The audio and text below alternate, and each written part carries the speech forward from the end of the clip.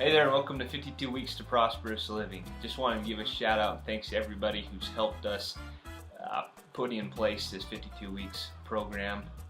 We've had a couple real estate groups this last week that have embraced the program and are starting to share it with their clients as well, and we're excited about that, as well as a school district that allowed us to bring this program in and share it with their employees. And we're just ecstatic about that and the benefits we're seeing it make in people's lives. Please continue to send any questions that you have to info@prosperousbs.com. Hopefully it's showing up right here somewhere on the video there. But yeah, info@prosperousbs.com. Let us know any question you have or any feedback, anything that we can do better. We want to make this the best program possible for everybody. That being said, we've had a lot of questions recently, a lot of discussion on budgeting, which budget software to use, how best to approach a budget, what our thoughts are on budgeting. And so with that being the case, we wanted to approach that discussion today with the funny email that I received. You've probably received it as well, or it at least showed up in your spam. It has to do with this political doublespeak that we're getting regarding the federal budget. And so I was just going to kind of run through that with you, and it's kind of two quick lessons I think that we can learn there. The first lesson, we talked about our tax revenue. As a country, we're bringing in $2.17 trillion.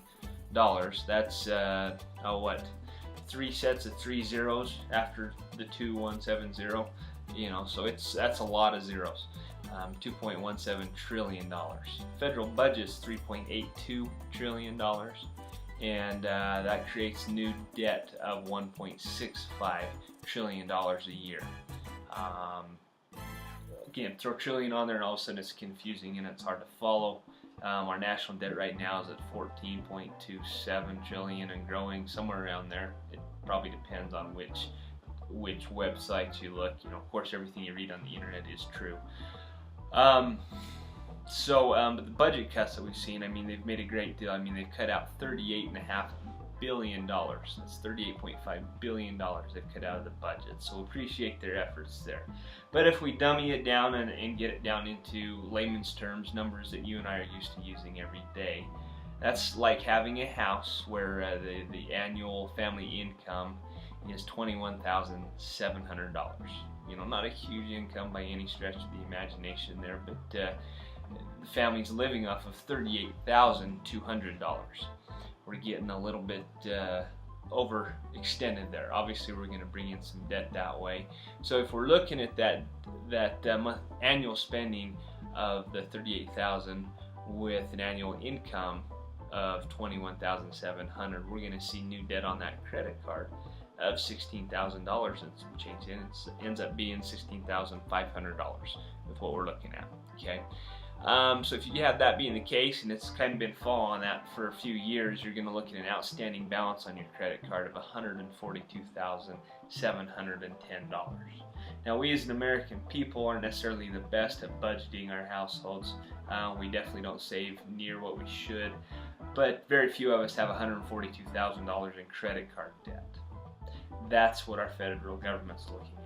An annual income of $21,000 and some change with a credit card debt of $142,000. So here's the kicker. If we look at their budget cuts, it comes out to $38.50. That's what they've cut out.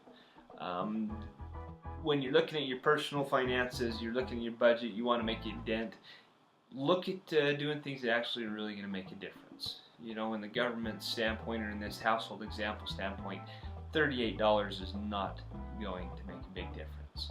Lesson number 2 here, we can take and say that you come home from work one day and your whole house from floor to ceiling is backed up with sewage. Major sewage issues, your whole house is backed up full of sewage.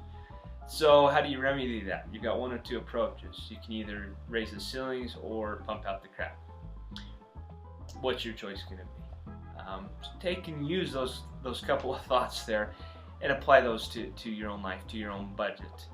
And look at those things. You have to remember the outflow of your income is just as important as the inflow when it comes to building your wealth, taking care of your family, and preparing for emergencies. So make sure that your outflow is stuff that's reasonable, it's stuff that's needed, that you're not just pumping your money into the sewer, so to speak. Have a great day and all the best from 52 Weeks to Prosperous Living.